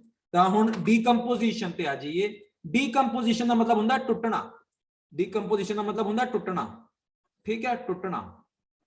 ਹੁਣ ਮੈਂ ਆਹੀ ਰਿਐਕਸ਼ਨ ਅਗਰ ਪੁੱਠੀ ਕਰ ਦਵਾਂ ਕਿ ਕੈਲਸ਼ੀਅਮ ਕਾਰਬੋਨੇਟ ਆ, ਠੀਕ ਆ, ਇਹ ਟੁੱਟ ਰਿਹਾ ਆ ਕੀ ਬਣਾਉਣ ਲਈ, ਕੈਲਸ਼ੀਅਮ ਆਕਸਾਈਡ ਤੇ ਕਾਰਬਨ ਡਾਈਆਕਸਾਈਡ। ਤੇ ਹੁਣ ਦੇਖੋ ਇਹਦੇ ਵਿੱਚ ਕੀ ਆ, ਰਿਐਕਟੈਂਟ ਇੱਕ ਆ, ਲੇਕਿਨ ਪ੍ਰੋਡਕਟ ਇੱਕ ਤੋਂ ਜ਼ਿਆਦਾ ਆ, 2 3 4 ਕਿੰਨੇ ਵੀ ਹੋ ਸਕਦੇ ਆ। ਤਾਂ ਇਦਾਂ ਦੀ ਰਿਐਕਸ਼ਨ ਨੂੰ ਅਸੀਂ ਕਹਿੰਦੇ ਆ ਡੀਕੰਪੋਜੀਸ਼ਨ ਰਿਐਕਸ਼ਨ। ਜੋ ਇਹ ਰਿਐਕਸ਼ਨ ਆ ਜਿਹੜੀ ਹੁਣ ਮੈਂ ਲਿਖੀ ਆ, ਇਹ ਡੀਕੰਪੋਜੀਸ਼ਨ ਰਿਐਕਸ਼ਨ ਆ, ਕਿਉਂਕਿ ਇਹਦੇ ਵਿੱਚ ਪ੍ਰੋਡਕਟ ਜ਼ਿਆਦਾ ਆ, ਰਿਐਕਟੈਂਟ ਇੱਕ ਆ। ਤਾਂ ਇਦਾਂ ਦੀ ਰਿਐਕਸ਼ਨ ਨੂੰ ਅਸੀਂ ਕਹਿੰਦੇ ਆ ਡੀਕੰਪੋਜੀਸ਼ਨ ਰਿਐਕਸ਼ਨ। ਤੇ ਇੱਕ ਗੱਲ ਹੋਰ ਸੁਣ ਲਓ ਕਿ ਕੰਬੀਨੇਸ਼ਨ ਚ ਕੀ ਸੀਗਾ, ਜੁੜਨਾ, ਠੀਕ ਆ, ਜੁੜਨਾ। ਡੀਕੰਪੋਜੀਸ਼ਨ ਚ ਕੀ ਆ, ਟੁੱਟਣਾ। ਯਾਨੀ ਇਹ ਜੋ ਦੋਨੋਂ ਰਿਐਕਸ਼ਨਸ ਆ ਇਹ ਇੱਕ ਦੂਸਰੇ ਦੇ ਕੀ ਹੁੰਦੀਆਂ, ਉਲਟ ਚੱਲਦੀਆਂ ਆ। ਅਗਲੀ ਗੱਲ, ਜਦੋਂ ਵੀ ਡੀਕੰਪੋਜੀਸ਼ਨ ਰਿਐਕਸ਼ਨ ਹੁੰਦੀ ਆ, ਯਾਨੀ ਕਿ ਇਹਨੂੰ ਮੈਂ ਤੋੜਨਾ ਚਾਹੁੰਦਾ ਆ, ਠੀਕ ਹੈ, ਇਹਨੂੰ ਮੈਂ O ਵੱਡਾ ਆ ਜੀ, CaO plus CO2 ਬਣਾਉਣਾ ਚਾਹੁੰਦਾ ਆ, ਤਾਂ ਮੈਨੂੰ ਕਿਸੇ ਨਾ ਕਿਸੇ ਤਰੀਕੇ એનર્ਜੀ ਦੇਣੀ ਪੈਣੀ ਆ। ਹੁਣ ਇੱਥੇ ਮੈਂ ਹੀਟ ਲਿਖ ਦਿੰਦਾ, ਇੱਥੇ ਹੀਟ ਨੂੰ ਅਸੀਂ ਡੈਲਟਾ ਨਾਲ ਵੀ ਲਿਖਦੇ ਆ। ਤਾਂ ਯਾਦ ਰੱਖਿਓ, ਜੋ ਵੀ ਚੀਜ਼ ਐਰੋ ਤੇ ਹੁੰਦੀ ਆ ਨਾ, ਐਰੋ ਦਾ ਮਤਲਬ ਹੁੰਦਾ ਉਹ ਰਿਐਕਟੈਂਟ ਸਾਈਡ ਤੇ ਆ, ਉਹ ਅਸੀਂ ਰਿਐਕਸ਼ਨ ਨੂੰ ਦੇ ਰਹੇ ਆ, ਉਹ ਰਿਐਕਸ਼ਨ ਦੀਆਂ ਕੰਡੀਸ਼ਨਸ ਆ ਕਿ ਉਹ ਸਾਨੂੰ ਰਿਐਕਸ਼ਨ ਕਰਵਾਉਣ ਦੇ ਲਈ ਚੀਜ਼ ਦੇਣੀ ਪੈਣੀ ਆ।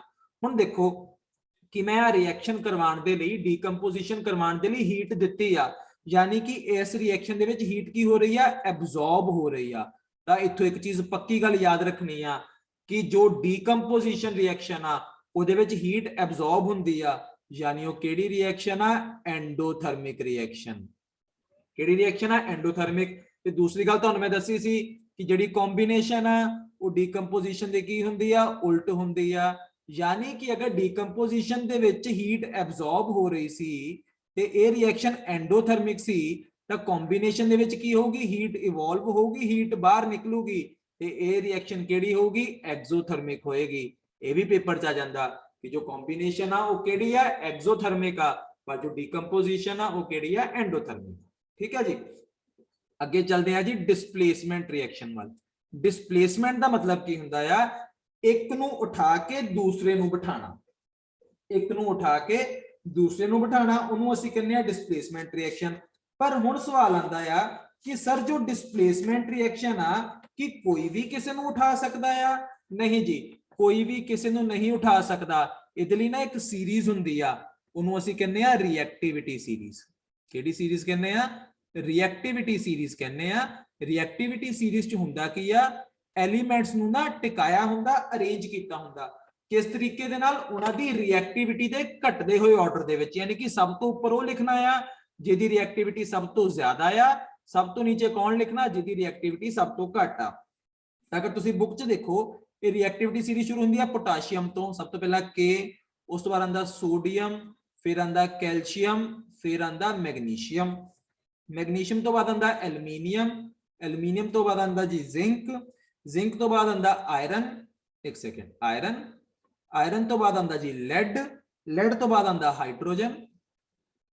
ਠੀਕ ਹੈ, ਹਾਈਡਰੋਜਨ ਤੋਂ ਬਾਅਦ ਆਂਦਾ ਜੀ ਕਾਪਰ, ਕਾਪਰ ਤੋਂ ਬਾਅਦ ਆਂਦਾ ਮਰਕਰੀ, ਮਰਕਰੀ ਤੋਂ ਬਾਅਦ ਆਂਦਾ ਵਾ ਸਿਲਵਰ, ਸਿਲਵਰ ਤੋਂ ਬਾਅਦ ਆਂਦਾ 골ਡ, 골ਡ ਹੁੰਦਾ Au, ਲਾਸਟ ਆਂਦਾ ਜੀ ਪਲੈਟੀਨਮ। ਯਾਨੀ ਕਿ ਜੋ ਸਭ ਤੋਂ ਉੱਪਰ ਆ ਉਹ ਸਭ ਤੋਂ ਜ਼ਿਆਦਾ ਰਿਐਕਟਿਵ ਆ, ਜੋ ਸਭ ਤੋਂ ਨੀਚੇ ਆ ਉਹ ਸਭ ਤੋਂ ਘੱਟ ਰਿਐਕਟਿਵ ਆ।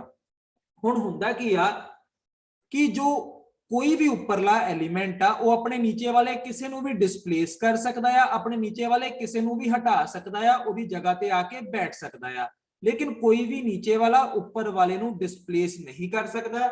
ਯਾਨੀ ਕਿ ਜੋ ਜ਼ਿਆਦਾ ਰਿਐਕਟਿਵਿਟੀ ਵਾਲਾ ਆ ਉਹ ਘੱਟ ਰਿਐਕਟਿਵਿਟੀ ਵਾਲੇ ਨੂੰ ਡਿਸਪਲੇਸ ਕਰ ਸਕਦਾ ਆ, ਹਟਾ ਸਕਦਾ ਆ, ਲੇਕਿਨ ਘੱਟ ਰਿਐਕਟਿਵਿਟੀ ਵਾਲਾ ਜ਼ਿਆਦਾ ਰਿਐਕਟਿਵਿਟੀ ਵਾਲੇ ਨੂੰ ਡਿਸਪਲੇਸ ਨਹੀਂ ਕਰ ਸਕਦਾ। ਇਦਾਂ ਦੀ ਰਿਐਕਸ਼ਨ ਨੂੰ ਅਸੀਂ ਕੀ ਕਹਿੰਦੇ ਆ, ਇਦਾਂ ਦੀ ਰਿਐਕਸ਼ਨ ਨੂੰ ਅਸੀਂ ਕਹਿੰਦੇ ਆ ਡਿਸਪਲੇਸਮੈਂਟ ਰਿਐਕਸ਼ਨ। ਠੀਕ ਹੈ ਜੀ। ਹੁਣ ਲਾਸਟ ਆ ਗਿਆ ਸਾਡੇ ਕੋਲ ਡਬਲ ਡਿਸਪਲੇਸਮੈਂਟ ਰਿਐਕਸ਼ਨ। ਪਹਿਲਾਂ ਕੁਐਸਚਨ ਪੜ੍ਹ ਲਈਏ ਅਗਲਾ, ਫਿਰ ਆਪਾਂ ਉਹ ਵੀ ਕਰਦੇ ਆ। ਡਬਲ ਡਿਸਪਲੇਸਮੈਂਟ ਕੀ ਹੁੰਦੀ ਆ, ਉਹ ਰਿਐਕਸ਼ਨ ਜਿਹਦੇ ਵਿੱਚ ਆਇਨਸ ਦਾ ਐਕਸਚੇਂਜ ਹੁੰਦਾ, ਯਾਨੀ ਕਿ ਆਇਨਸ ਐਕਸਚੇਂਜ ਹੋ ਜਾਂਦੇ ਆ। ਇਦਾਂ ਦੀ ਰਿਐਕਸ਼ਨ ਨੂੰ ਅਸੀਂ ਕੀ ਕਹਿੰਦੇ ਆ, ਇਦਾਂ ਦੀ ਰਿਐਕਸ਼ਨ ਹੁੰਦੀ ਆ ਜੀ ਡਬਲ ਡਿਸਪਲੇਸਮੈਂਟ ਰਿਐਕਸ਼ਨ। ਠੀਕ ਹੈ, ਡਬਲ ਡਿਸਪਲੇਸਮੈਂਟ, ਯਾਨੀ ਇਹਦਾ ਸਹੀ ਆਪਸ਼ਨ ਹੈ ਆਪਸ਼ਨ ਨੰਬਰ ਡੀ। ਹੁਣ ਡਬਲ ਡਿਸਪਲੇਸਮੈਂਟ ਦਾ ਮਤਲਬ ਕੀ ਆ ਕਿ ਦੋ ਜਣਿਆਂ ਨੇ ਆਪਣੀ ਜਗ੍ਹਾ ਚੇਂਜ ਕੀਤੀ। ਅਗਰ ਆਪਾਂ ਸੌਖਾ ਤਰੀਕਾ ਅਪਣਾਈਏ ਤਾਂ ਦੋ ਸਪੀਸ਼ੀਜ਼ ਨੇ ਜਾਂ ਦੋ ਜਣਿਆਂ ਨੇ ਆਪਣੀ ਜਗ੍ਹਾ ਚੇਂਜ ਕੀਤੀ ਆ। ਹੁਣ ਇੱਥੇ ਇੱਕ ਆਇਆ ਸੀ ਆਇਨਸ। ਆਇਨਸ ਕੀ ਹੁੰਦਾ, ਆਇਨਸ ਹੁੰਦੀ ਆ ਕੋਈ ਚਾਰਜਡ ਸਪੀਸ਼ੀ, ਯਾਨੀ ਕਿ ਜਿਹਦੇ ਉੱਤੇ ਕੋਈ ਨਾ ਕੋਈ ਚਾਰਜ ਹੋਵੇ। ਚਾਰਜ ਕਿਹੜਾ ਹੋਊਗਾ, ਜਾਂ ਤਾਂ ਹੋਊਗਾ ਪੋਜ਼ਿਟਿਵ ਜਾਂ ਹੋਊਗਾ ਨੈਗੇਟਿਵ। ਪੋਜ਼ਿਟਿਵ ਚਾਰਜ ਨੂੰ ਅਸੀਂ ਕਹਿੰਦੇ ਆ ਕੈਟਾਇਨ ਤੇ ਨੈਗੇਟਿਵ ਚਾਰਜ ਵਾਲੇ ਨੂੰ ਅਸੀਂ ਕੀ ਕਹਿੰਦੇ ਆ, ਐਨਾਇਨ। ਪੋਜ਼ਿਟਿਵ ਨੂੰ ਕਹਿੰਦੇ ਕੈਟਾਇਨ, ਨੈਗੇਟਿਵ ਨੂੰ ਕਹਿੰਦੇ ਐਨਾਇਨ। ਤਾਂ ਇਹਦੀ ਨਾ ਮੈਂ ਤੁਹਾਨੂੰ ਇੱਕ ਸੌਖੀ ਜੀ ਐਗਜ਼ਾਮਪਲ ਕਰਵਾਉਣਾ ਆ, ਦੇਖੋ ਜ਼ਰਾ ਧਿਆਨ ਦੇ ਨਾਲ, ਇੱਕ ਮਿੰਟ ਰੁਕਿਓ ਜ਼ਰਾ। ਹਾਂ, ਇੱਥੇ ਮੈਂ ਰਿਐਕਸ਼ਨ ਕਰਵਾਉਣਾ ਤੁਹਾਨੂੰ, ਇਹਨਾਂ ਤੁਹਾਡੀਆਂ ਦੋ ਗੱਲਾਂ ਕਲੀਅਰ ਹੋ ਜਾਣਗੀਆਂ। ਇੱਕ ਰਿਐਕਸ਼ਨ ਹੈਗੀ ਆ ਜੀ sodium sulphate, sodium sulphate plus barium chloride, ठीक है, gives barium sulphate plus sodium chloride. ते इनू बैलेंस भी मैं बाद च करदा आ। ਤਾਂ ਹੁੰਦਾ ਕੀ ਆ, ਦੇਖੋ ਜਿਹੜਾ ਸੋਡੀਅਮ ਸਲਫੇਟ ਆ ਨਾ, ਸੋਡੀਅਮ ਸਲਫੇਟ ਟੁੱਟਦਾ ਕਿੱਦਾਂ ਆ, 2Na positive plus SO4 2 negative. ਇਹਦੀ ਜੋ ਬੇਰੀਅਮ ਕਲੋਰਾਈਡ ਆ ਉਹ ਕਿੱਦਾਂ ਟੁੱਟਦਾ ਆ, Ba2 positive plus 2Cl negative. ਹੁਣ ਆਪਾਂ ਕੀ ਪੜ ਕੇ ਆਇਆ, ਆਇਨਸ ਐਕਸਚੇਂਜ ਹੋ ਜਾਂਦੇ ਆ, ਯਾਨੀ ਇੱਕ ਦਾ ਪੋਜ਼ਿਟਿਵ ਦੂਜੇ ਦੇ ਨੈਗੇਟਿਵ ਨਾਲ ਕੰਬਾਈਨ ਕਰ ਜਾਂਦਾ, ਇਹਦੀ ਦੂਜੇ ਦਾ ਪੋਜ਼ਿਟਿਵ ਪਹਿਲੇ ਦੇ ਨੈਗੇਟਿਵ ਨਾਲ ਕੰਬਾਈਨ ਕਰ ਜਾਂਦਾ। ਹੁਣ ਸੋਡੀਅਮ ਜਦੋਂ ਕਲੋਰੀਨ ਦੇ ਨਾਲ ਕੰਬਾਈਨ ਕਰ ਗਿਆ ਤਾਂ ਕੀ ਬਣ ਗਿਆ, ਸੋਡੀਅਮ ਕਲੋਰਾਈਡ ਬਣ ਗਿਆ। ਤਾਂ ਬੇਰੀਅਮ ਜਦੋਂ ਸਲਫੇਟ ਦੇ ਨਾਲ ਕੰਬਾਈਨ ਕਰ ਗਿਆ ਤਾਂ ਕੀ ਬਣ ਗਿਆ, ਬੇਰੀਅਮ ਸਲਫੇਟ ਬਣ ਗਿਆ। ਤਾਂ ਇਦਾਂ ਕੀ ਹੋਇਆ, ਐਕਸਚੇਂਜ ਆਫ ਆਇਨਸ ਹੋ ਗਏ, ਯਾਨੀ ਕਿ ਦੋ ਜਣਿਆਂ ਨੇ ਆਪਣੀ ਜਗ੍ਹਾ ਐਕਸਚੇਂਜ ਕਰ ਲਈ ਆ। ਤਾਂ ਇਦਾਂ ਦੀ ਰਿਐਕਸ਼ਨ ਨੂੰ ਅਸੀਂ ਕਹਿੰਦੇ ਆ ਡਬਲ ਡਿਸਪਲੇਸਮੈਂਟ ਰਿਐਕਸ਼ਨ। ਇੱਕ ਚੀਜ਼ ਹੋਰ ਧਿਆਨ ਰੱਖਿਓ, ਡਬਲ ਡਿਸਪਲੇਸਮੈਂਟ ਰਿਐਕਸ਼ਨ ਨਾ ਕਾਫੀ ਕੇਸਿਸ ਦੇ ਵਿੱਚ ਪ੍ਰੈਸੀਪਿਟੇਸ਼ਨ ਰਿਐਕਸ਼ਨ ਵੀ ਹੁੰਦੀ ਆ। ਜੋ ਆਪਾਂ ਪੜ੍ਹ ਕੇ ਆਏ ਸੀ ਨਾ ਹੁਣੇ ਪ੍ਰੈਸੀਪਿਟੇਸ਼ਨ, ਕਿ ਜਿਹ ਚ ਪ੍ਰੈਸੀਪਿਟੇਟ ਬਣਦੇ ਆ, यानी कि कोई चीज जो कि थल्ले जाके बैठ जाती है, जो कि इनसोल्यूबल प्रोडक्ट हुंदा आ, जिन्हों ਅਸੀਂ प्रेसिपिटेट कहने आ, डाउनवर्ड एरो नाल शो करते हैं, ਤਾਂ ਬਹੁਤੀਆਂ ਰਿਐਕਸ਼ਨਸ ਦੇ ਵਿੱਚ ਕੀ ਹੁੰਦਾ ਡਬਲ ਡਿਸਪਲੇਸਮੈਂਟ ਦੇ ਵਿੱਚ ਪ੍ਰੈਸਿਪਿਟੇਟ ਵੀ ਬਣਦੇ ਆ ਜੋ ਕਿ ਇਨਸੋਲਿਊਬਲ ਚੀਜ਼ ਹੁੰਦੀ ਆ। ਇਹੀ ਜੋ ਐਗਜ਼ਾਮਪਲ ਆ ਇਹ ਸਾਡੇ ਕੋਲੋਂ ਪ੍ਰੈਸਿਪਿਟੇਸ਼ਨ ਦੀ ਰਿਐਕਸ਼ਨ ਦੀ ਵੀ ਐਗਜ਼ਾਮਪਲ ਜੋ ਮੈਂ ਤੁਹਾਨੂੰ ਕਿਹਾ ਸੀ ਕਿ ਅੱਗੇ ਜਾ ਕੇ ਦੱਸਦਾ।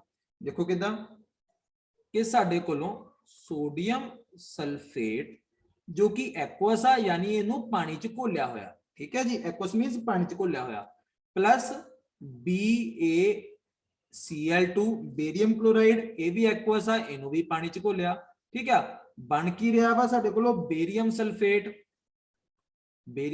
बनदा सॉलिड, प्लस बनदा वा 2NaCl एक्वस, इनू आपां बैलेंस कर लिया हुण, ठीक है।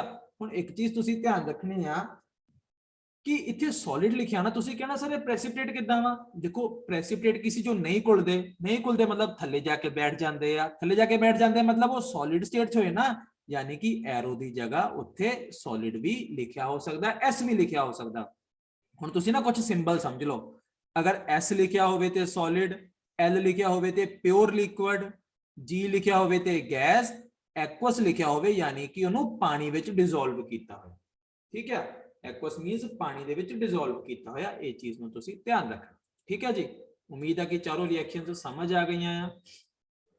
Next question, a reaction in which, इदां दी रिएक्शन जिहदे विच की हो रहा वा, more reactive element less reactive element नूं डिसप्लेस कर रहा वा उहदे सॉल्ट सोल्यूशन दे विचों, इदां दी रिएक्शन नूं असीं की कहने आ, इदां दी रिएक्शन दा असीं नाम रखिया होया डिसप्लेसमेंट रिएक्शन, जो कि तुहानूं हुणे दसी सी कि डिसप्लेसमेंट दे विच की हुंदा है, जो मोर रिएक्टिव एलीमेंट आ वो की करदा है लैस रिएक्टिव एलीमेंट नूं डिसप्लेस कर दिंदा, ठीक है जी। नेक्स्ट करते हैं जी असी क्वेश्चन, हुण ध्यान नाल देखो, कहंदे ड्यूरिंग, अच्छा ओदी तुहानूं ना मैं एक एग्जांपल भी करा दिना है डिसप्लेसमेंट रिएक्शन दी, बड़े ध्यान नाल देखियो। हुण तुहानूं मैं एक रिएक्टिविटी सीरीज लिखाई सी जिहदे विच मैं आयरन भी लिखिया सी ते कॉपर भी लिखिया सी, है ना, ते याद रखियो कि आयरन ज्यादा रिएक्टिव है कॉपर नालों। हुण हुंदा की आ कि आयरन यानी कि लोहा आ, सॉलिड आ, उहदा पीस मैं कॉपर सल्फेट दा कलर हुंदा ब्लू, ठीक है, ब्लू कलर दे सोल्यूशन दे विच पाता, एक्वस मीन सोल्यूशन च पाता, तां होया की आ इहदा हैगा सॉल्ट सोल्यूशन, ठीक है। सॉल्ट सोल्यूशन आपां हुणे डेफिनेशन पढ़ के आए हैं ना कि इदां दी रिएक्शन जिहदे विच ज्यादा रिएक्टिव एलीमेंट घट रिएक्टिव एलीमेंट नूं डिसप्लेस कर दिंदा उहदे सॉल्ट सोल्यूशन चों, तां हुंदा की आ कि जो आयरन आ वो ज्यादा रिएक्टिव आ कॉपर नालों, तां इहने करना की आ कॉपर नूं कॉपर सल्फेट चों डिसप्लेस कर देना, यानी हटा देना, इहने कहना उठ भाई मैं तेरी जगह ते बहना, ते की बन जाना आयरन सल्फेट, ठीक है। हुण इहदा बन जाना सोल्यूशन, यानी ये आ जाना एक्वस, ते कॉपर वखरा हो जाना ते ओह की बन जाना सॉलिड बन जाना, ठीक है। तां इदां दी रिएक्शन नूं असीं कहने डिसप्लेसमेंट रिएक्शन। हुण सपोज करो कि साडे कोलों आयरन सल्फेट दा सोल्यूशन होवे, ठीक है, आयरन सल्फेट दा सोल्यूशन आ, विच मैं पा देवां कॉपर दी तार, ठीक है, कि ये रिएक्शन होएगी, तुसीं कहना सर बिल्कुल होएगी, कॉपर सल्फेट बनेगा, नाल की होगा आयरन वखरा हो जाएगा, है ना। पर बच्चों आपां हुणे की सिੱਖਿਆ आ, आपां सिੱਖਿਆ कि रिएक्शन ये वाली उदों ही होनी आ जदों आ वाला एलीमेंट मोर रिएक्टिव होवे, आ वाला एलीमेंट लैस रिएक्टिव होवे, यानी कि हुण इत्थे तां सानूं पता कि आयरन तां ज्यादा रिएक्टिव आ कॉपर नालों, यानी कॉपर आयरन नूं अपनी जगह तो नहीं उठा सकदा, यानी कि ये रिएक्शन नहीं होनी, तां इत्थे जो सही आंसर आएगा वो आएगा नो रिएक्शन। तां इह तुहानूं पता किदां लगेगा, ये तुहानूं रिएक्टिविटी सीरीज याद करनी पएगी, फिर ही इहदे बारे तुहानूं प्रॉपर नॉलेज होएगी, ठीक है। हुण एक एग्जांपल मैं तुहानूं होर दे दिंदा कि मान लो कि जिंक सॉलिड आ, जिहनूं मैं कॉपर सल्फेट सोल्यूशन दे विच पा दित्ता, तां क्योंकि जिंक ज्यादा रिएक्टिव आ कॉपर नालों, तां बनना की आ जिंक सल्फेट हो गया अलग, ठीक है, एक्वस, ते कॉपर बेचारा वखरा हो गया, तां ये भी रिएक्शन हो जानी है क्योंकि जिंक कॉपर नालों ज्यादा रिएक्टिव आ। लेकिन यही अगर इस तो उल्टी रिएक्शन करिए कि जिंक सल्फेट दे विच मैं कॉपर ऐड करां, तां होना की आ, क्योंकि कॉपर घट रिएक्टिव आ ते इस करके उन्हें जिंक नूं डिसप्लेस नहीं करना, इस केस दे विच रिएक्शन भी कोई भी नहीं होनी। ये चीज तुसी ध्यान रखनी है, ये रिएक्टिविटी सीरीज दे नाल ही होएगी। ठीक है जी, चलते हैं आगे। अगला कहते जो असं डिकंपोजिशन करनी है, असं किसी चीज को तोड़ना है तो असं एनर्जी देनी होंगी, असं पढ़ के आए हैं। तो एनर्जी किहड़ी फॉर्म च दे सकते हैं? देखो एनर्जी हीट की फॉर्म में भी दे सकते हैं, लाइट की फॉर्म में भी दे सकते हैं, इलैक्ट्रिसिटी की फॉर्म में भी दे सकते हैं, यानी कि सारिया फॉर्म च दे सकते हैं। ठीक है, तो एक चीज ध्यान रखियो, अगर असी हीट दिने रिएक्शन दे विच तोड़न लई हीट दिने तो उन्होंने असीं कहने थर्मल डिकंपोजिशन। किहड़ी डिकंपोजिशन? थर्मल। अगर लाइट दिने उन्होंने असीं कहने फोटोलिटिक डिकंपोजिशन, फोटोलिटिक डिकंपोजिशन। अगर असीं इलैक्ट्रिसिटी दिने तो असीं कहने इलैक्ट्रोलिटिक डिकंपोजिशन। ठीक है, इलैक्ट्रिसिटी नाल इलैक्ट्रोलिटिक, लाइट ना फोटोलिटिक, हीट नाल थर्मल। लिटिक लिसिस का मतलब होंदा ब्रेक डाउन, लिसिस अगर आ गया ना वर्ड, लिसिस का मतलब होंदा टुटना, यानी कि ब्रेक डाउन। ये चीज ध्यान रखनी है तुसी। ठीक है जी, नेक्स्ट क्वेश्चन। हाँ जी, which of the following statements is true? कहंदे ਇਹਦੇ ਲਈ ਹੁਣ ਕਿਹੜੀ ਸਟੇਟਮੈਂਟ ਸਹੀ ਆ? ਹੁਣ ਤੁਸੀਂ ਇਹਨੂੰ ਬਿਲਕੁਲ ਪਛਾਣ ਸਕਦੇ ਆ। ਕਹਿੰਦੇ A B ਤੋਂ ਬਣ ਰਿਹਾ C, A B ਤੇ C ਐਡ ਹੋ ਰਹੇ ਆ ਤੇ ਬਣ ਕੀ ਰਿਹਾ CB plus A। ਇਥੋਂ ਇੱਕ ਚੀਜ਼ ਪਤਾ ਲੱਗ ਗਈ ਕਿ C ਜ਼ਿਆਦਾ ਰਿਐਕਟਿਵ ਆ A ਨਾਲੋਂ, ਇਸ ਕਰਕੇ ਉਹਨੂੰ ਹਟਾ ਕੇ ਆਪ ਉਹਦੀ ਜਗ੍ਹਾ ਤੇ ਬਹਿ ਗਿਆ, ਯਾਨੀ ਕਿ ਸਹੀ ਆਪਸ਼ਨ ਹੈ ਦੀ ਇਹਦਾ ਆਪਸ਼ਨ ਨੰਬਰ B। ਠੀਕ ਹੈ ਜੀ, ਨੈਕਸਟ ਕੁਐਸਚਨ। ਜਦੋਂ ਅਸੀਂ ਲੈਡ ਨਾਈਟ੍ਰੇਟ ਨੂੰ ਗਰਮ ਕਰਦੇ ਆ ਤਾਂ ਜੋ ਬ੍ਰਾਊਨ ਫਿਊਮਸ ਬਣਦੇ ਆ, ਇਹ ਕਿਹਦੇ ਕਰਕੇ ਬਣਦੇ ਆ? ਯਾਦ ਰੱਖਿਓ, ਇਹ ਬਣਦੇ ਆ ਡਿਊ ਟੂ ਦਾ ਫਾਰਮੇਸ਼ਨ ਆਫ ਨਾਈਟ੍ਰੋਜਨ ਡਾਈਆਕਸਾਈਡ। ਕਿਹਦੇ ਕਰਕੇ ਬਣਦੇ ਆ? ਨਾਈਟ੍ਰੋਜਨ ਡਾਈਆਕਸਾਈਡ ਦੀ ਕੀ ਹੁੰਦੀ ਆ ਜੀ? ਫਾਰਮੇਸ਼ਨ ਹੁੰਦੀ ਆ। ਇਹ ਵੈਰੀ ਵੈਰੀ ਵੈਰੀ ਇੰਪੋਰਟੈਂਟ ਆ, ਇਹ ਤੁਸੀਂ ਬਹੁਤ ਜ਼ਿਆਦਾ ਧਿਆਨ ਰੱਖਣਾ ਆ, ਨਾਈਟ੍ਰੋਜਨ ਡਾਈਆਕਸਾਈਡ। ਠੀਕ ਹੈ ਜੀ, ਠੀਕ ਆ। ਲੈਡ ਨਾਈਟ੍ਰੇਟ ਨੂੰ ਜਦੋਂ ਅਸੀਂ ਹੀਟ ਕਰਦੇ ਆ ਤਾਂ ਬਣਦਾ ਕੀ ਆ ਸਾਡੇ ਕੋਲੋਂ? ਯਾਦ ਰੱਖਿਓ, ਨਾਈਟ੍ਰੋਜਨ ਡਾਈਆਕਸਾਈਡ ਬਣਦਾ ਆ, ਜਿਹਦਾ ਫਾਰਮੂਲਾ ਸਾਡੇ ਕੋਲ ਕੀ ਹੁੰਦਾ? ਇਹਦਾ ਫਾਰਮੂਲਾ ਹੁੰਦਾ ਹੈ ਜੀ NO2। ਠੀਕ ਹੈ ਜੀ, ਨੈਕਸਟ ਕੁਐਸਚਨ ਵੱਲ ਚੱਲਦੇ ਆ ਅਸੀਂ। ਜਦੋਂ ਕਾਪਰ ਪਾਊਡਰ ਨੂੰ ਗਰਮ ਕਰਦੇ ਆ ਤਾਂ ਕਾਪਰ ਆਕਸਾਈਡ ਬਣਦਾ ਆ। ਕਾਪਰ ਆਕਸਾਈਡ ਬਣ ਗਿਆ ਨਾ, क्यों बनते? कॉपर ऑक्साइड बनने करके ਇਹਦਾ कलर की ਹੁੰਦਾ? याद रखियो, ਇਹਦਾ कलर हो ਜਾਂਦਾ जी ब्लैक, ਇਹਦਾ कलर हो जाना जी ब्लैक। ਤੇ ਹੁਣ ਇਹਦੇ ਵਿੱਚ ਇੱਕ ਛੋਟਾ ਜਿਹਾ ਸਵਾਲ ਆ ਗਿਆ ਕਿ ਸਰ ਕਾਪਰ ਆਕਸਾਈਡ ਦਾ ਫਾਰਮੂਲਾ ਕੀ ਆਏਗਾ? ਤਾਂ ਯਾਦ ਰੱਖਿਓ, ਇੱਥੇ ਕਾਪਰ ਆਕਸਾਈਡ ਦਾ ਫਾਰਮੂਲਾ ਆਏਗਾ CuO। ਇਹਨੂੰ ਕਿਊਪਰਿਕ ਆਕਸਾਈਡ ਵੀ ਕਹਿ ਦਿੰਦੇ ਆ। ਕੀ ਕਹਿ ਦਿੰਦੇ ਆ? ਕਿਊਪਰਿਕ ਆਕਸਾਈਡ ਵੀ ਕਹਿ ਦਿੰਦੇ ਆ, ਜਾਂ ਕਿਤੇ ਕਿਤੇ Cu2O ਵੀ ਕਹਿ ਦਿੰਦੇ ਆ। ध्यान रखियो, ठीक है। अगर होवे ना Cu2O, इनू क्यूपरस ऑक्साइड कहते हैं, याद रखियो क्यूपरस ऑक्साइड। तां इनू Cu1O भी किते किते लिखा जाता है, ध्यान रखने वाली गल आ। जो ब्लैक हुंदा एक क्यूपरिक ऑक्साइड करके हुंदा, Cu2O करके, चीज ध्यान रखनी। Next question, the decomposition of silver chloride. Silver chloride जो टुटदा है ना तो किहदी प्रेजेंस हुंदा वा? सनलाइट दी प्रेजेंस हुंदा है। तो रिएक्शन नोट कर लो, 2AgCl gives 2Ag plus Cl2। Sunlight का सिंबल हुंदा HNu, HNu। इदी अगर सिल्वर ब्रोमाइड की गल करिए तो सेम रिएक्शन है, ऊपर HNu लिख के 2Ag plus Br2। ये जो रिएक्शन है एक किहदे विच यूज हुंदी है? नोट कर लो, ब्लैक एंड वाइट फोटोग्राफी च यूज होंदी है, ब्लैक एंड वाइट फोटोग्राफी च यूज होंदी है। ठीक है, इंपॉर्टेंट है, ये किस यूज होंदी है? ब्लैक एंड वाइट फोटोग्राफी च यूज होंदी है। ते इहदे विच जिहड़ी एक होर इंफॉर्मेशन तुसीं याद रखनी है वो ये है कि जो सिल्वर क्लोराइड का कलर हुंदा है वो हुंदा वाइट कलर का। सिल्वर क्लोराइड का कलर की हुंदा है? वाइट कलर का। लेकिन जदों डीकंपोजिशन रिएक्शन हो गई, जदों ये टुट गया तो उस वेले सनलाइट के कारण इन्हां दा कलर की हो जाता है? ग्रे हो जाता। यानी वाइट तो कलर सनलाइट विच टुटन के कारण की हो गया? ग्रे हो गया। ठीक है, अगला क्वेश्चन, जो डीकंपोजिशन असी हीट की मदद के नाल करते हैं उन्होंने मैं तुहानूं पहले दस चुका, उन्होंने असी कहने जी थर्मल डीकंपोजिशन। अगला सवाल, वो रिएक्शन ਜਿਹਦੇ ਵਿੱਚ ਇਨਸੋਲਿਊਬਲ ਜੋ ਸੋਲਿਡ ਆ ਉਹ ਨੀਚੇ ਜਾ ਕੇ ਬੈਠ ਜਾਂਦਾ ਆ, ਜਿਹਨੂੰ ਅਸੀਂ ਡਾਊਨਵਰਡ ਐਰੋ ਨਾਲ ਸ਼ੋ ਕਰਦੇ ਆ। ਉਹ ਕਿਹੜੀ ਰਿਐਕਸ਼ਨ ਹੁੰਦੀ ਆ? ਉਹ ਹੁੰਦੀ ਆ ਜੀ ਸਾਡੇ ਕੋਲੋਂ ਪ੍ਰੈਸੀਪਿਟੇਸ਼ਨ ਰਿਐਕਸ਼ਨ। ਠੀਕ ਹੈ ਜੀ, ਚਲਦੇ ਆ ਜੀ ਨੈਕਸਟ ਕੁਐਸਚਨ ਵੱਲ। corrosion of silver is due to the formation of, जो सिल्वर का कलर चेंज हो जाता ना, वो किहदे करके हुंदा आ? वो हुंदा जी सिल्वर सल्फाइड करके। सिल्वर सल्फाइड करके जो इहदा कलर आ वो याद रखियो हो जाता ब्लैक कलर दा, ते इहदा फार्मूला की आ Ag2S। Ag2S इहदा फार्मूला आ। अगला, the aerial oxidation of food stuff containing fats and oils, कहते कि वो फूड जिदा कि चिप्स हुंदे आ जिहदे विच फैट यानी घिओ वगैरह तेल वगैरह हुंदा आ, है ना, ओदी ऑक्सीडेशन हो जाती आ, तां उस प्रोसैस नूं असीं कहने आ जी रैंसिडिटी। ते रैंसिडिटी तो बचाउण दे लई जो पैकेट हुंदे आ चिप्स दे, उहनां विच एक गैस भरी जाती आ, उस गैस दा नाम हुंदा जी नाइट्रोजन।